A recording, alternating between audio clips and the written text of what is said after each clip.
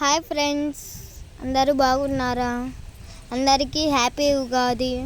మీ ఫ్యామిలీకి కూడా హ్యాపీ ఉగాది. ఇవన్నీ ఉగాది పచ్చడికి కావాల్సిన ఇంగ్రీడియంట్స్. నేను ఫస్ట్ పూజ చేసిన తర్వాత ఉగాది పచ్చడి చేయడం మొదలుపెట్టాను. దాంట్లోకి కావాల్సిన పదార్థాలు ఏవేవి అంటే నేను చూపిస్తా చూడండి.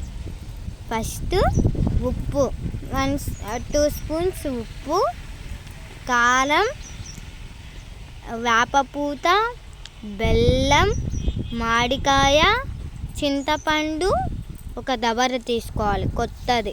తీసుకున్న తర్వాత దాంట్లో కొన్ని వాటర్ తీసుకున్న తర్వాత కొంచెం చింతపండు వేసుకొని మిక్స్ చేసిన తర్వాత కొంచెం మళ్ళీ బెల్లం కూడా వేసేసి బాగా మిక్స్ చేయాలి. బెల్లం తీసుకొని మిక్స్ చేసిన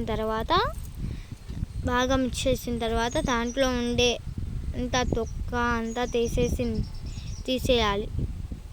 తీసేసి ఒక గిన్నెలో పక్కన పెట్టేసుకోవాలి. ఒకవేళ మనకు చేదు ఏమన్నా ఉంటే అది కరిగిన తర్వాత దాంట్లో వేసుకోవచ్చు. బాగా తీసేసిన తర్వాత ఏవి లేకుండా 2 స్పూన్స్ ఉప్పు తీసుకోవాలి. తీసుకున్న తర్వాత 2 స్పూన్స్ ఉప్పు తీసుకున్న తర్వాత కొంచెం వేపపూత అంతా తీసేసి బాగా నలిపి దాంట్లో వేసుకొని కలుపుకోవాలి. వేపపూత ఎక్కువ పడితే మళ్ళీ చేదు ఎక్కువ అవుతుంది, తినలేము కాబట్టి కొంచెం తీసుకొని బాగా నలిపి వేసుకొని కలుపుకోవాలి. కలుపుకున్న తర్వాత మనం మామిడికాయ తురుమైనా పెట్టచ్చు, లేకపోతే ఉప్పులుగా పోసుకోవచ్చు కూడా. నేనైతే తుడుము బట్టి వేసి కలిపెట్టిన తర్వాత లాస్ట్ 2 స్పూన్స్ కారం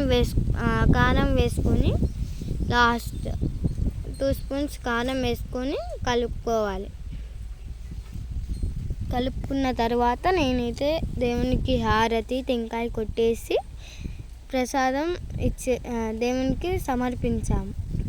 తర్వాత మేము సాయిబాబాని దర్శనం చేసుకోవడానికి వెళ్ళి అక్కడ ప్రసాదం అందరికీ పంచేసి పాదాలను నమస్కారం చేసుకోవడానికి వెళ్ళి అక్కడ ఉన్న భక్తులకు మేము ప్రసాదం ఇచ్చేసి మళ్ళీ ఒకసారి వెళ్ళి మళ్ళీ దర్శనం చేసుకున్నాం. మళ్ళీ ఇంటికి వచ్చిన తర్వాత మా మామయ్యకు, my grand father, all members give that Ugadi పచ్చడి. మళ్ళీ ఒక్కసారి అందరికీ ఉగాది శుభాకాంక్షలు. నేనైతే మరీ చెప్తున్నా, నేను చేసిన ఉగాది పచ్చడి బాగా మా మామయ్యకు బాగా నచ్చిందంట. అందుకని నేను టేస్ట్ చేస్తే ఇంకా బాగున్నది. తర్వాత ఇచ్చేసి అందరికీ మళ్ళీ ఇంటికి వచ్చేసి మళ్ళీ రెడీ అయ్యి మేము వేరే చెట్టుకి వెళ్ళాము.